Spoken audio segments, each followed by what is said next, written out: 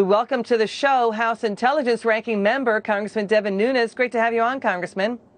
Hey, it's great to be with you. Thanks for having me. Sir, House Republicans have been doing, you've been doing your own probe for 3 years. No referrals for Obama or Joe Biden. AG Barr says he doesn't expect to see criminal referral charges, criminal referrals. Who have you made your own criminal referrals for? Well, I'm not going to get into specific names, and I've had a long-standing policy of that because I just don't think it's appropriate. I think we have to have a strong justice system in this country. And what I have talked about is I've talked about what we did refer for. So we have 2 conspiracy referrals. We have 1 referral on specifically on a set of leaks. We have another referral on leaks, and then we have a couple other referrals on lying or misleading Congress. So that's the breadth of the referrals. I also expect, now that a lot of people have been able to read a lot of what's been declassified over the last couple months, I do expect to have referrals on what I call the Mueller dossier team, who put together a 2-part Fantasyland story, and then also indicted people from that. So I expect to have some indictments on that also at some point. Or, I'm sorry, referrals. I hear what you're saying. The conspiracy referrals, can you explain just in general terms? I know you can't get into specifics. I understand that. You can't name names. Generally, what is it about conspiracy here? Yeah, so there's 2 specific ones. So the question is, what did people conspire to do? So if you look at defraud the United States is a good one.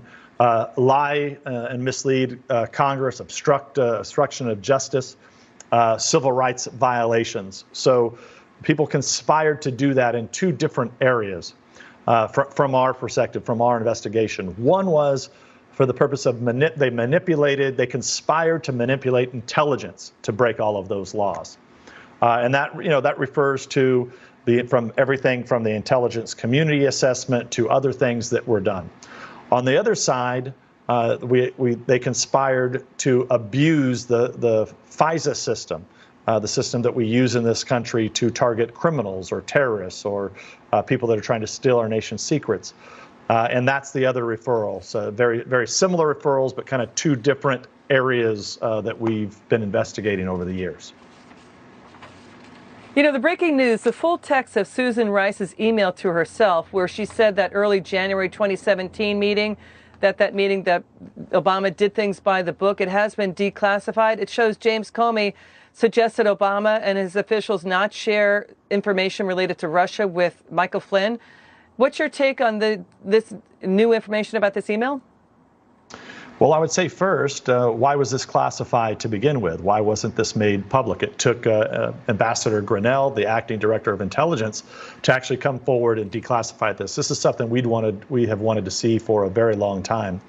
Secondly, if you really read it closely, it's actually exculpatory, right? Because Comey admits to Obama, according to, if you could believe anything they say, okay, which is a whole nother question. You have to really, if you read the fine print, it's actually exculpatory on General Flynn because they admit they didn't have anything. But when you go to things that we actually do know that are factual, the day before there had been a closing communication. The day before the meeting, remember the email is from 2 weeks later, and that's a strange circumstance in and of itself. But you go back to January 4th, 2017, the FBI agent who was in charge of the Flynn case had wrote a closing communication and was prepared to file it. Then you had the dirty cops start to call to stop that that closure from happening.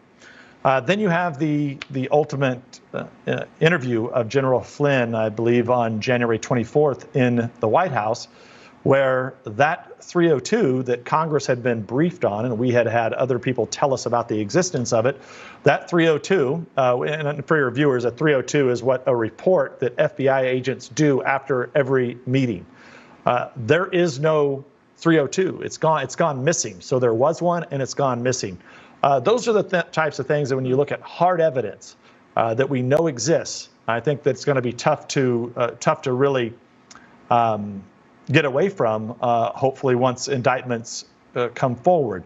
But with that said, the purpose of that email, I don't know, but clearly it was exculpatory on General Flynn. Clearly, and also you have to look at, was Comey lying to the president at that time?